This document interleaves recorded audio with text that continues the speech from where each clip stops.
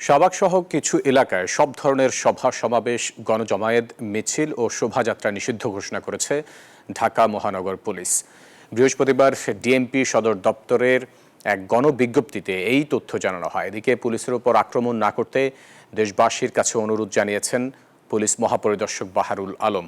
অন্যদিকে সশস্ত্র বাহিনীর কর্মকর্তাদের বিশেষ নির্বাহী ম্যাজিস্ট্রেসি ক্ষমতা আরও 2 মাস বাড়ানো হয়েছে।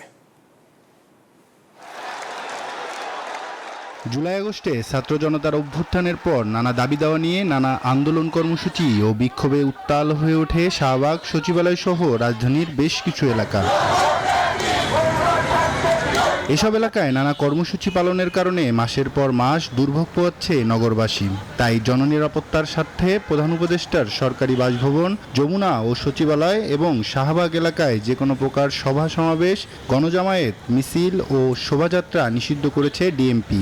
ডিএমপি কমিশনার স্বাক্ষরিত এক সংবাদ বিজ্ঞপ্তিতে এ তথ্য জানানো হয়েছে। এদিকে গাজীপুরে শিল্প পুলিশের বিশেষ কল্যাণ সভায় জনগণকে আইন হাতে তুলে না নিয়ে পুলিশকে সহায়তার আহ্বান জানিয়েছেন পুলিশের আইজি। আমাদেরকে কাজ করতে দেন এবং আমাদেরকে অনুগ্রহ করে আমাদের উপর আক্রমণ করবেন না। আমরা তো we are here for the society, for the country. Otherwise how can it, মানে কিভাবে সমাজে স্থিরতা আসবে, কিভাবে আমরা গিয়ে একটা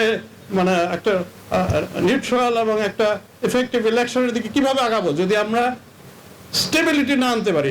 অপরদিকে দেশের জনগণের নিরাপত্তা ও আইন শৃঙ্খলা পরিস্থিতি স্বাভাবিক রাখতে নিয়োজিত সশস্ত্র বাহিনীকে ম্যাজিস্ট্রেসি ক্ষমতা আরও 2 মাস বাড়িয়েছে সরকার। বৃহস্পতিবার এক প্রজ্ঞাপনে জনপ্রশাসন মন্ত্রণালয় জানিয়েছে, আগামী 15 মার্চ থেকে আরও 60 দিন পর্যন্ত তারা সারা দেশে বিশেষ নির্বাহী ম্যাজিস্ট্রেটের ক্ষমতা প্রয়োগ করতে পারবেন।